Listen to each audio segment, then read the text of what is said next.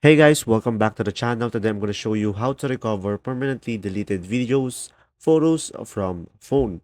So first thing that you will do guys is just simply go to your gallery. And here on the gallery guys, just simply go ahead and go to albums. And from here guys, just simply go ahead and tap on the three dots over here.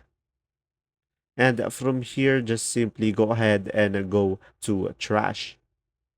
And from here, you should be able to see all of your deleted photos. So from here, just simply tap on the specific photo that you want to recover. And from here, just tap on this restore icon over here down below. And from there, guys, you'll be able to recover your videos or photos from your phone. And there you go. If this video was helpful, please like and subscribe and comment down below if you have any question and we'll try to answer them. And thanks for watching. See ya.